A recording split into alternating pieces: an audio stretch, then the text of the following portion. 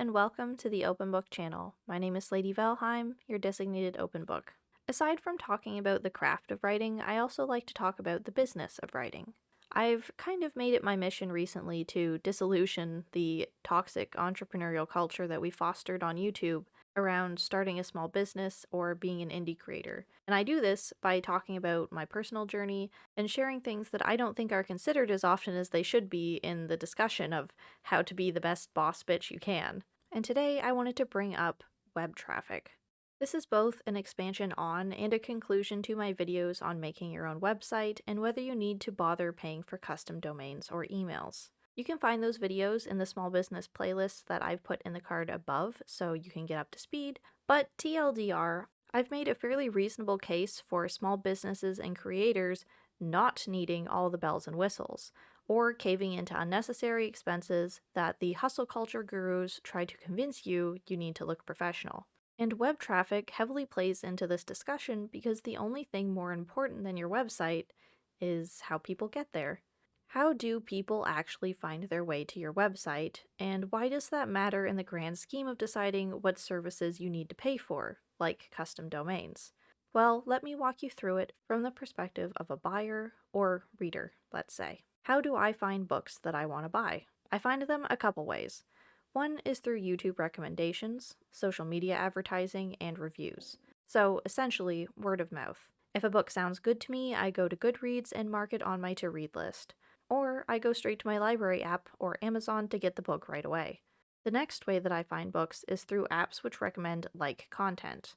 On Kindle, for example, I'll have rows under my library of books it thinks I might like based on the ones that I already have, and sometimes something will catch my eye and I'll buy it from there on Kindle or add it to my book list again.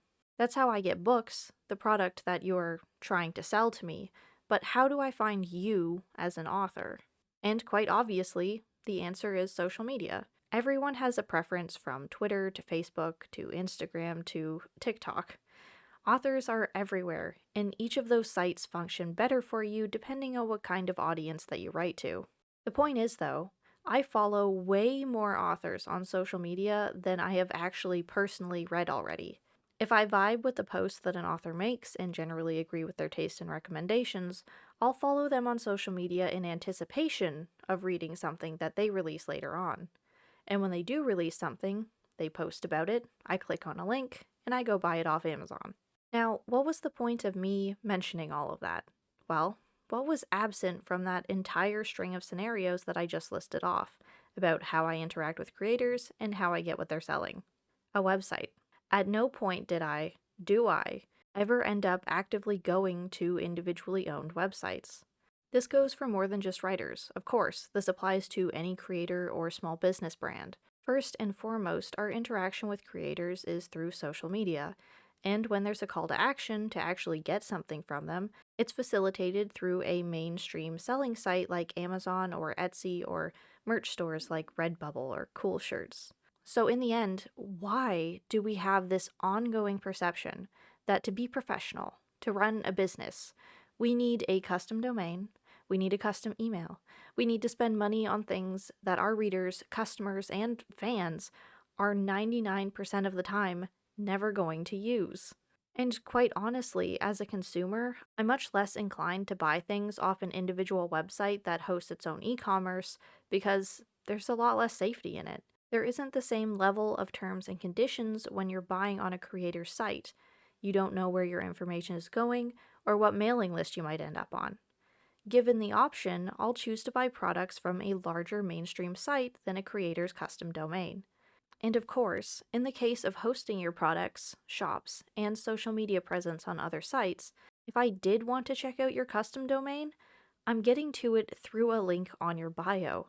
I'm not typing it out or even copy-pasting it into another tab. I'm not looking at your domain and judging you for not having a custom one because all I'm actually interacting with there is a tiny.url link. I'll be fair in saying that having a website is a good marketing tool if you can direct people there and incentivize them to buy something. But in my experience as a consumer, that's not how business usually works, and that's not how I choose to consume. If someone is really interested in your stuff, they're probably following a link to your site through your social media to get there anyway. so the SEO of a custom domain becomes a bit moot. Fancy custom domains and features are really only super important for websites facilitating a whole business on it. You tell me, when's the last time you went searching for an individual content creator online in the Google web search bar and actually went to their personal website? Because I haven't in decades. That means of presenting your business with a website landing page kind of died a couple decades ago. So why are we still stuck in this pre-2010s idea that you need a website to do business for anything, when the internet functions on algorithm-based social media apps and redirect links to large franchises' online stores? Moral of the story is, don't fall for everything entrepreneurial gurus are trying to push on you. It's all just an illusion, a perception of professionalism, that they need to convince you they know what they're talking about and not the other way around. If you're interested in how I've gone about launching my business as cheaply and still seemingly professionally as possible, please go check out the other videos in this playlist. I hope my videos help in keeping your expectations grounded as a new small business owner and help you navigate the many things that you'll have to consider. I try to be the most reasonable voice in the room, but I'm also frugal to a fault sometimes, so please let me know in the comments if you found my insights useful in making financial decisions too, or I'm coming off a little too Mr. Krabs with my "don't buy this, don't fall for that" talk.